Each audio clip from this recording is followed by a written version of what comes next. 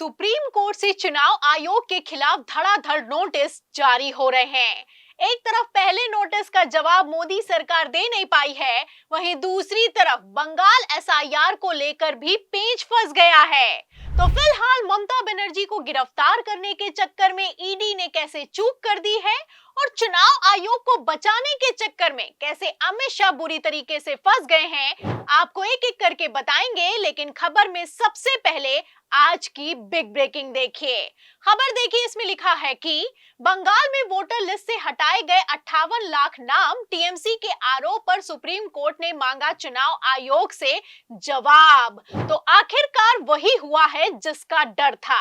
एक तरफ ममता बनर्जी ने चुनाव आयोग की मनमानी के खिलाफ एक्शन लिया, तो वहीं दूसरी तरफ पेंच फंस गया है। खेल समझिए, ममता बनर्जी के सबूतों के सामने चुनाव आयोग की हालत खराब है, और कितनी खराब है इसका अंदाजा आप इस बात से लगा सकते हैं कि एसआईआर फर्जीवाड़ा पकड़े जाने पर बंगाल में तो ज्ञानेश कुमार ने खुद अपने ही 5 चुनाव अधिकारियों पर एफआईआर दर्ज करने तक के आदेश पारित कर दिए। मतलब एक तरफ तो चुनाव आयोग ने सरेंडर किया, तो वहीं दूसरी तरफ सुप्रीम कोर्ट ने बंगाल एसआईआर के दौरान काटे गए 58 लाख नामों पर जवाब तलब कर लिया है।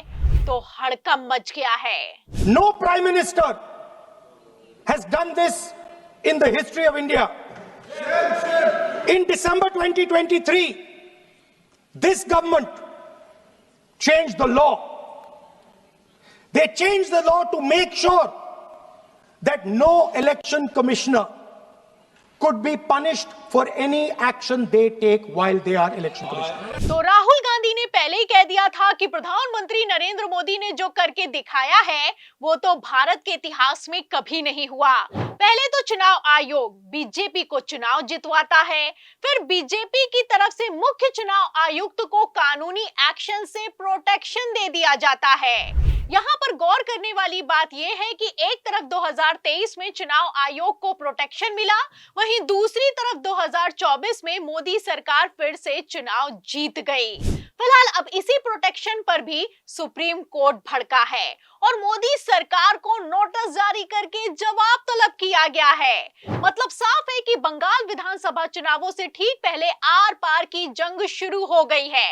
एक तरफ अमित शाह ने ज्ञानेश कुमार को बचाने के लिए कानून को ही पलट दिया है, तो वहीं दूसरी तरफ सुप्रीम कोर्ट ने चुनाव आयोग को 24 घंटे में 2 नोटिस जारी करके तहलका मचा दिया है। आपको बता दें कि सिर्फ चुनाव आयोग नहीं बल्कि ईडी ने भी बंगाल में छापेमारी करके बड़ी चूक की है, जिसके बाद से पूरा का पूरा विपक्ष एकजुट होकर मोदी सरकार के खिलाफ खड़ा हो गया है। अब तो ये पूछ सकते थे ना वहां जाकर के, हमें बताइए कहां आपके दस्तावेज, और अगर कोल स्कैम की वो बात है तो हमें बताइए, दिखा दीजिए। लेकिन आप फाइलें तो नहीं उठा सकते, और ये गलती सुप्रीम कोर्ट की है, क्योंकि आज तक उन्होंने ये कानून को इस बारीकी से देखा ही नहीं। और विजय मदन लाल चौधरी की जजमेंट है, उसके प्रति जो 2 रिव्यू पिटिशन पेंडिंग है, जहां कई ऐसे सवाल उठ रहे हैं और हमने उठाए हैं, उसका आज तक फैसला नहीं हुआ। हालांकि 2 बार हियरिंग हो चुकी और जन होता रहा।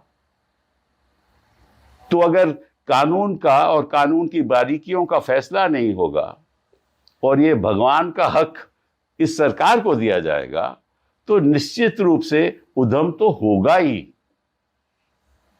लोग तो अपना बचाव करेंगे ना। अगर घर में आकर कोई घुसकर आपको मारना चाहता है तो आप डिफेंड करोगे ना भैया, कि आप ये गलत कर रहे हो। हम तो ममता के साथ। तो अमित शाह की सबसे बड़ी ताकत चुनाव आयोग और ईडी दोनों के दोनों सुप्रीम कोर्ट में फंसते हुए नजर आ रहे हैं। फिलहाल सुप्रीम कोर्ट के वरिष्ठ वकील कपिल सिब्बल का कहना है कि सुप्रीम कोर्ट ने भी एक्शन नहीं लेकर बड़ी चूक की है, बड़ी गलती कर दी है। तो फिलहाल क्या इस गलती को सुप्रीम कोर्ट सुधारेगा और क्या इस बार अमित शाह भी ज्ञानेश कुमार को नहीं बचा पाएंगे?